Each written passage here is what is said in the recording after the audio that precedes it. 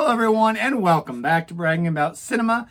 Today we're going to switch things up a little bit. Instead of reviewing a scripted show or movie, we're going to do a documentary. And it's going to be a very special review and more of a storytelling video because this is about Woodstock 99, which I happen to attend. So I'm going to critique this from a lens of someone that's actually been there. What I'd love to do is kind of tell you my story, how it played out, and then where the documentary fits in. So this is in reference to two different ones. This is the Netflix documentary, and this is the HBO Max. The HBO Max one came out maybe 6 months ago. Netflix one was a little more recent. The Netflix one broke it down a little bit by day, and that's kind of how I want to do this. I hope you really enjoy it, and I'm looking forward to your feedback below. So where it all began is I was a kid who grew up watching MTV. I loved MTV. I watched it 24/7, in fact. And I was watching the coverage of Woodstock 94. And I couldn't believe how fun that looked. And bands like Nine Inch Nails and Green Day are trudging through the mud. And it just looked like a blast. And I thought, oh man, I'll never get a chance to do that. Well, 5 years later, Woodstock 99 comes out. And just to get to know me at that time, I was a big metalhead.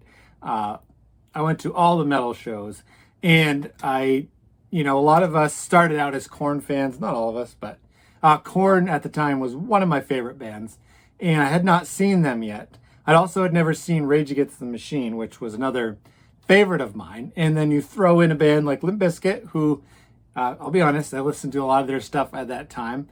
And Metallica is another band I hadn't seen. So I was thinking, whoa, this is going to be the time of my life. So me and some friends, we decided to go. A good buddy of mine, Bearded Radness, if you ever get to check out his YouTube channel, he is actually my all-time favorite YouTuber. He was one that was with me on this trip. Now, we left on a Thursday night. Now, the night before that, or the day before that, I went to the doctors and I was diagnosed with bronchitis. So I had my medicine, I had my inhalers, and my instructions were to rest. And I just couldn't miss this up. So we left on a Thursday night.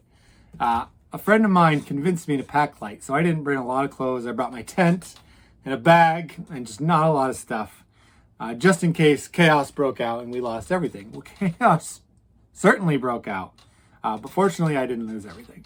And so we got there Thursday night, and there is cars trying to get off the interstate. So it took hours just to get off the interstate. When we got there, security was pretty tight, so we didn't get to sneak things in. Now, watching the two documentaries, eventually people snuck a lot of stuff in. Unfortunately, I was not one of them. The first impression, that night, full of positivity, we set up our tents and we walked around the site. There was people throwing frisbees everywhere. The vibe was high. Everyone was loving what was about to happen. There was free water. It was kind of a faucet everybody shared. It's kind of gross, especially if you compared it to current COVID times. And they had water to buy. And if you watch both documentaries, you'll see those little tiny bottles were $4. But I was a young guy. That didn't really perturb me too much. So we went to bed, didn't party all night. Also, you should know, I'm not a huge partier, never really was. I get huge social anxiety when I'm going around a lot of people I don't know. So I was really there focused to see a few of the metal bands. But there's some legendary bands I wanted to see as well. So we were there, front and center, for James Brown, the first morning. And, we got to see when he saw his first, so that was fun. The Netflix documentary actually showed there was a controversy that he hadn't been paid yet and wasn't even sure if he was going to go on, which was, that blew my mind because he put on a heck of a performance. So while he's performing, a little story, and if you're younger, you might know this might be an age-appropriate story. So I'm a rather tall guy, and when I go to concerts, I'm either blocking your view or this one, a girl came and asked to sit on my shoulders. And so I was like, oh, wow, the super shy guy that barely talks to girls. And she gets up on there. The crowd's cheering. I'm thinking, all my glory. They're cheering for me because I just picked this girl up. Well, turns out she was flashing the crowd. And I don't have any pictures of this. You're just going to have to take my word for it. Maybe if some of my friends want to comment. There was witnesses. There's a lot of witnesses, actually. There I was, this girl on my shoulder. She was flashing everybody. And I was like, wow, this is the welcome to Woodstock moment. So James Brown played, Jamiroquai played. They were pretty terrible. G Love and Special Sauce, they were all right. And I looked at the lineup before I did this video to make sure I remembered. I was really on that stage. I wanted a good spot for Kid Rock because I knew they were going to be kind of a fun band. I was actually a huge fan of Live as well, not a metal band. And I really wanted to be there when Korn went on. And I wanted to be close. And so it was kind of light at first. Leaving was tough. I think we did leave once during the day. And if you look back, and there is a mile of people, leaving wasn't really an option. I wasn't wearing sunscreen. I did bring a water, but that was gone within an hour. It's pretty baked in the sun. And so my favorite part of the Netflix documentary was they mentioned that a lot of people were there to see Korn and that the festival was not prepared for metal bands. That was very clear. If you go to a lot of metal concerts, you need some good bouncers that are not afraid to mix it up because mosh pits can get pretty wild. And this was kind of a strange one because I remember James Brown actually having a mosh pit because kids just wanted to mosh so bad. So we get to Korn, and in the Netflix documentary, the security mentions how it was like this tidal wave, and they were so nervous. So they mentioned that the tension was thick in the air, and people were just wild for Korn. And me and my friends, we were. And during whoever played before Korn, the crowd was trying to push up front. Everybody was getting crazy. My cousin went. He's about 5'1", and he couldn't breathe, so he had to hightail it back. And a couple other of my friends, they didn't last long up front. I wanted to stay. Again, I do have an advantage because I'm a lot taller, and I can imagine breathing at that point was really hard when you're down in the crowd. But I was determined to see Korn. Now, I remember when they came out, and if you know their song Blind, it does start really slow. And the tension was thick. This is why I love metal shows. If you're familiar with how breakdowns work and you're with a bunch of people, breakdown is usually where everybody jumps in the pit. Well, Korn's song Blind has that, "Are you ready?" And then I just remember just pure chaos. It was crazy being in it, watching it, and knowing that I was in there. That blew my mind watching both documentaries. So I couldn't believe it. It was so much fun. Number one rule is don't fall down. So I made sure, and I didn't fall down because I had gone to a lot of metal shows. And I always pick people up because I think you build a sense of community within the metal concerts. I think it's really important because no one wants to see anyone get hurt. Unless it's in the pit and then you catch a stray fist to the face, which I did a few times, not at this show. So that was amazing. Korn was the highlight of Woodstock. And I was exhausted. It took me about 3 hours to walk from where I was to where we camped. So both documentaries showed you this huge raves and people partying all night long. I would be lying to you right now if I said that was me. I went back to my tent and I crashed so hard. Now, some of the partiers out there are probably like, ha, look at this old man. But like I said in the beginning, I had bronchitis, so I was battling that, and I was baked from the sun. So I headed right back. Now we're on to Saturday, and we all wanted to see this new guy, Kid Rock. He was kind of a metal / rap. He was pretty new at the time, and so we got up early. We saw him, and then we were beat after him. He was only the second act of that day. And so we decided to, now this is probably the second highlight of Woodstock 99. Korn was number 1. The shuttle to Walmart was number 2. You're like, oh, that's kind of a strange thing. Now, the reason is because Walmart had bathrooms. And so we went to the bathroom at Walmart, and they had a Burger King that was significantly cheaper than the food that we were buying at Woodstock. So it was a much needed break. We got into some air conditioning. I don't know what would have happened if we had stayed in the concert the whole entire day like we had the day before. All of us were fried, but we wanted to see Rage Against the Machine. We wanted to see, to be honest, we wanted to see Limp Bizkit. A lot of us hadn't seen him. They were a pretty heavy band. And so coming up, we missed a lot of the day's bands on Saturday. We decided to make our way up when Limp Bizkit was supposed to be playing. We were pretty far back. But the trick to getting to the front at a metal concert is going through the pits. If you know the breakdowns of the songs, you just got to go through. It made a lot of people unhappy. I think I heard a lot of people say negative things to us as we were making our way up.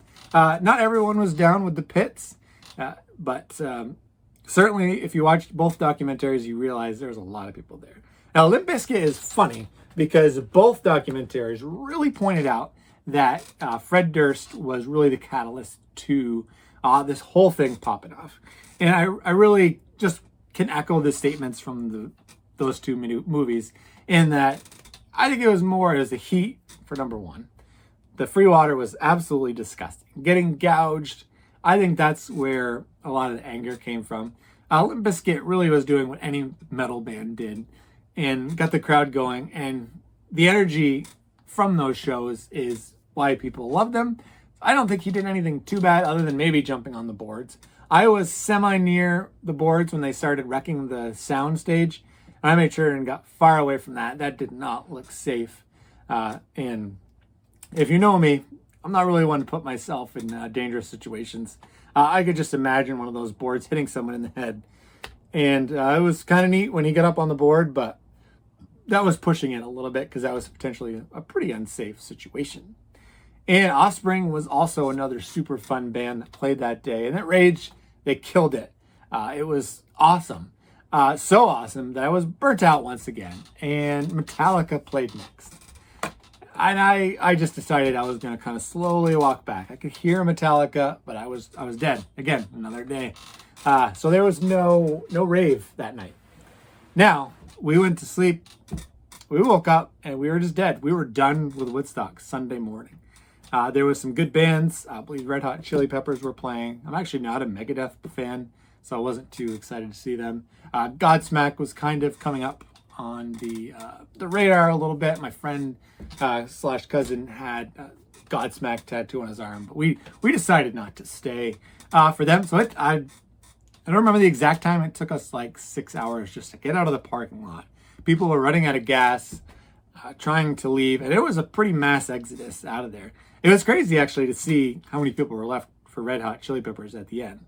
And so we got home. I pulled in at night as the fires were burning and looting were happening. My parents were actually watching it. Breaking news, worried about their favorite son, future YouTube sensation, bragging about cinema. And I walk in and they're like, oh. So Woodstock for me was all right. Seeing the bands was awesome, and that's what I was there for. I'm not really a huge partier. There was certainly a lot of anger and rage. I did not partake in breaking stuff. I've never understood that. I wasn't old enough to drink, so I did not drink. And I did, just so you know, pass the DARE program. And so, I was pretty straight for most of the show. And it was just a burnout fest. I think if I hadn't been sick, it might have been a little better. So what does the documentaries tell me that I didn't know? The HBO Max documentary, I liked how that went all the way back to the beginning and pointed out the original Peace, Love, and Music was romanticized and wasn't as great as some people made it out to be. And then there was definitely a lot of issues, including the food price gouging, which I found interesting because that is not the impression you get when you watch these time shows where they talk about how great and amazing it was. So that was pretty interesting. And then just the lack of awareness on what was going on, seeing the organizers kind of denying that it was getting crazy. I mean, it was a pretty wild place and there was a lot of unhappy people. And they didn't really live up to their promise on free. It was also disgusting that the mud people at Woodstock 99 who decided to recreate the 94 experience were swimming in feces. that was disgusting. So overall, I thought both of them brought a good view of what it was actually like. Neither really separate themselves from the other. The one thing I found interesting on the HBO Max was the focus on DMX and how people singing back his songs was really hard for others, and specifically white people saying the N-word. I don't remember that. Obviously, that wouldn't have impacted me the same way. So that obviously made me think about maybe there's other times where people are uncomfortable around in their surroundings. So that was eye-opening and certainly thought-provoking for me. I liked the Netflix one, just how it broke it down day by day. And the end of the Netflix one, there was they were interviewing people after, like, it looked like Apocalypse Now, I think was what Red Hot Chili Peppers said. And they said they would go back. So I would love it. If you have any questions for me on what my thoughts on Woodstock 99, please comment below. I hope you enjoyed this. This is kind of a fun way to do a video talking about myself while kind of reviewing the two documentaries. But hey, let me know. This is kind of a fun one to make. But the good thing is, when you watch my videos, you're going to find something to brag about.